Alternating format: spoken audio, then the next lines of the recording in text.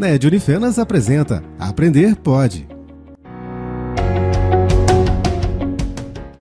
Olá! Sociedade é, segundo Georg Simmel, constituída por pessoas que, além de compartilharem valores, ideias, costumes, cultura, estão em constante interação. Para Simmel, a interação entre os indivíduos é a essência da sociedade. E agora o conceito de tecnologia. Segundo o sociólogo Charles Perrow, entende-se por tecnologia as ações que o indivíduo executa em um objeto, com ou sem os recursos de ferramentas ou dispositivos mecânicos, para fazer alguma mudança naquele objeto. O objeto ou matéria-prima pode ser humano, vivo ou não, ou então um símbolo, ou um objeto inanimado. Partindo desta definição, tecnológicos são tanto o supercomputador dos nossos tempos, quanto a descoberta ou desenvolvimento da agricultura, que ocorreu lá no período neolítico da pré-história. A tecnologia difere-se da técnica por integrar nos procedimentos utilizados com determinada finalidade conhecimentos abstratos, sem os quais tais procedimentos não podem ser empregados. Por exemplo, em um curso técnico, o aluno aprende como fazer, como se executa tal procedimento. Já em um curso superior, o aluno aprende não apenas o como fazer, mas também, com igual ou até maior importância, o porquê de se fazer daquele modo. E este porquê, as razões, são abstrações, neste caso, ideias legitimadas pela ciência.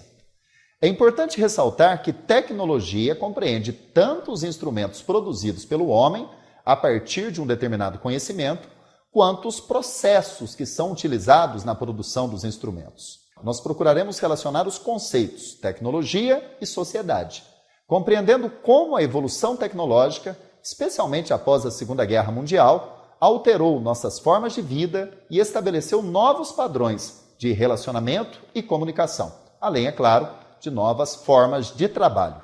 A tecnologia nos acompanha desde a pré-história.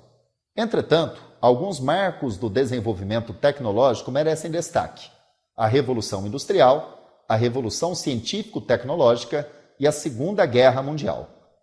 Como disse, o primeiro é a Revolução Industrial. O avanço industrial levou das máquinas que produzem mercadorias às máquinas que fabricam máquinas e, finalmente, aquelas que fabricam motores. Máquinas que produzem mercadorias para máquinas que produzem máquinas para máquinas que fabricam motores. Veja a evolução da Revolução Industrial. Este processo demorou cerca de 100 anos, transcorrendo entre o final do século XVIII e o final do século XIX, e alterou profundamente a sociedade humana. O primeiro é a Revolução Industrial. Poucos fatos foram tão importantes para a história humana quanto a Revolução Industrial.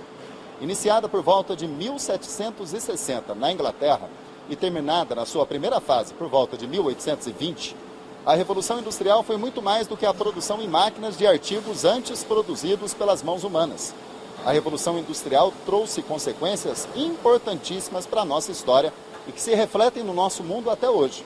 Por exemplo, a forma como nós nos relacionamos com o tempo, completamente dominado pelas horas, pelo tempo do relógio, a maneira como os homens organizam o sistema produtivo, uma vez que com a Revolução Industrial consolida-se o sistema capitalista, o surgimento do proletariado, o surgimento das massas urbanas e a consolidação da burguesia como classe dominante, primeiro economicamente e posteriormente como a classe política. A Revolução Científico-Tecnológica ocorreu nos finais do século XIX e deu continuidade ao processo iniciado pela Revolução Industrial. É a época em que são descobertas as primeiras vacinas, inventados o motor a combustão, o submarino, o telefone, o automóvel, o asfalto, a energia elétrica, tão importante nos nossos dias. O próprio invento de Santos Dumont pode ser incluído como caso exemplar desta revolução científico-tecnológica iniciada alguns anos antes do 14 bis ao Cerveau. É um desenvolvimento notável da tecnologia se comparado até mesmo à Revolução Industrial. Um enorme impulso para a transformação dos recursos produtivos, cuja importância pode ser medida pela aplicação das suas invenções até os dias de hoje. No século XX, a crescente aceleração passa a ser um dos aspectos mais característicos do desenvolvimento tecnológico. Atenção, o que caracteriza o desenvolvimento tecnológico no século XX, mais até do que os próprios inventos, é a aceleração desse desenvolvimento tecnológico. Se hoje saltam aos olhos novidades tecnológicas quase que diariamente, esse não é um fenômeno tão novo quanto parece. A taxa de crescimento dos conhecimentos técnicos alcançou a marca de 13% ao ano ao longo do século XX. Ou seja, a tecnologia já dobrava a cada 5 anos e meio no século passado. Segundo Nicolau Shevchenko, historiador brasileiro, se nós somássemos todas as descobertas científicas, invenções, inovações técnicas realizadas pelos seres humanos desde as origens da nossa espécie até hoje, chegaríamos à espantosa conclusão de que mais de 80% de todas elas se deram nos últimos 100 anos. Dessas, mais de 2/3 ocorreram concentradamente após a Segunda Guerra Mundial. Shevchenko afirma que também, se o primeiro grande impulso para a transformação dos recursos produtivos foi a revolução científico-tecnológica, o segundo surto foi catalisado pela corrida voltada para a produção e a sofisticação dos equipamentos desencadeados pela Segunda Guerra Mundial. Para os dois lados beligerantes, os aliados, as forças do eixo, era uma realidade patente que quem conseguisse superar o oponente na concorrência tecnológica contaria certamente com uma vantagem decisiva. Foi nessas condições que se desenvolveram, por exemplo, os radares, a propulsão a jato, as novas famílias de plásticos, polímeros, as cadeias orgânicas, energia nuclear e a cibernética. O avanço desencadeado pela Segunda Guerra, posteriormente, foi impulsionado pela Guerra Fria, a situação de tensão e conflito latente entre Estados Unidos e União Soviética, que perdurou de 1945 até a queda do Muro de Berlim em 1989. As duas potências mundiais disputavam também no campo científico-tecnológico qual teria a hegemonia mundial. Isso era necessário para a indústria bélica e fazia parte da propaganda dos governos americano e soviético, pois supostamente evidenciariam o sucesso de seu modelo econômico. Ao chegarmos ao século XXI, somos surpreendidos por novas descobertas a cada dia, que impactam profundamente a sociedade, introduzem novas formas de expressão, de comunicação e de interação. Como resultado de todos esses processos, surgiu a internet. Invenção do governo norte-americano durante a Guerra Fria, a internet foi criada para centralizar as informações de defesa do país, mais precisamente dos seus órgãos de espionagem e contra-espionagem. Segundo a socióloga Cristina Costa, a ideia era criar uma rede de informações flexível e multidirecional, que pudesse ser reconstruída quando algum dos espiões ou dos centros de espionagem se tornassem inoperantes. Envolvendo Estado, universidades, empresas privadas, o processo interligou, em fins da década de 70, as dezenas de agências de defesa americana e colocou em funcionamento mais de 70 redes locais privadas.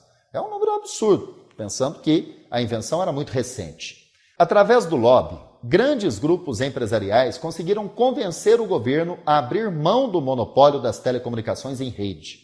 A privatização da comunicação em rede era condição para que o serviço pudesse ser comercializado e, consequentemente, se expandisse, chegasse ao cidadão comum, que de casa pudesse acessar a rede de computadores. Havia também a incipiente ideia, hoje já é um valor da internet, mas na época era uma ideia que estava surgindo, de se criar o espaço de liberdade na internet. O livre acesso, a autonomia da comunidade criada pela internet pelos seus usuários já era defendido por acadêmicos desde que o sucesso da tecnologia ficou comprovado. E isso também foi importante para que a legislação fosse alterada, permitindo a exploração do serviço pela iniciativa privada. Para organizar esse processo todo, foi criado um comitê gestor que firmou convênios com países interessados, legitimou provedores e assegurou o tráfego de informações. A comunicação em rede criava, assim, uma comunidade planetária. Com o computador pessoal e o endereço eletrônico, o cidadão comum conectou-se à rede globalizada. Como características elementares dessa nova forma de comunicação, o relacionamento mediado por computadores, temos a participação, a interatividade, a flexibilidade, a autonomia, o registro, a memória e a automação. Mas qual o impacto de tudo isso sobre o mercado de trabalho? Vamos ver agora. É óbvio que todos esses fatores alteraram também o mundo do trabalho. Novas tecnologias permitem, em muitos setores da economia, a utilização de menos trabalhadores. É evidente que hoje grandes empresas de vários segmentos utilizam muito menos mão de obra do que há 40 anos. E isso na indústria se deve especialmente ao toyotismo, modelo de produção desenvolvido de 48 a 75 pela montadora japonesa de automóveis, que todo mundo conhece, a Toyota, que se estruturava em torno da flexibilidade. Flexibilidade de tudo, jornada, salário, ritmo de produção, função dos operários, a terceirização de determinadas etapas do seu processo produtivo e na produção sob demanda. O modelo, rapidamente copiado por montadoras e complexos industriais de outros segmentos até, permitia a contratação de funcionários autônomos e de menos operários, gastando-se menos com folha de pagamento. Surgia o toyotismo, a reengenharia de processos, termo criado pelo americano Michael Hammer, professor do Instituto de Tecnologia de Massachusetts, o MIT. O resultado quase imediato dessa reengenharia de processos foi o chamado desemprego estrutural, a tendência mundial para um emprego cada vez menor de trabalhadores em todos os setores da economia. Sem condições de serem reabsorvidos pelo mercado de trabalho, operários demitidos tiveram que buscar outro campo de atuação. Assistiu-se no mundo todo, desde a década de 80, a um aumento exponencial do subemprego e do trabalho autônomo e informal, temporário e sem contrato. A situação chegou a tal ponto que muitos estudiosos referem-se a esse atual estágio do desenvolvimento econômico como capitalismo pós-industrial. Pense bem, grandes marcas, que têm um valor de mercado na cifra de bilhões de dólares, não possuem parques industriais. Em vez disso, elas terceirizam a produção e cuidam apenas do projeto. Algumas nem isso. Cuidam do marketing e da estratégia de venda. Mas a indústria, a produção, é feita por uma empresa ou uma outra indústria terceirizada. É por isso que Manuel Castells, um influente sociólogo espanhol contemporâneo, por outro lado, refuta a ideia de que vivemos a fase do capitalismo pós-industrial. Segundo ele, a produção material, ou seja, a indústria, embora mais automatizada, com menos trabalhadores, continua existindo. E ela continua desempenhando um papel de extrema relevância econômica, pois o setor de serviços está estruturalmente ligado a ela.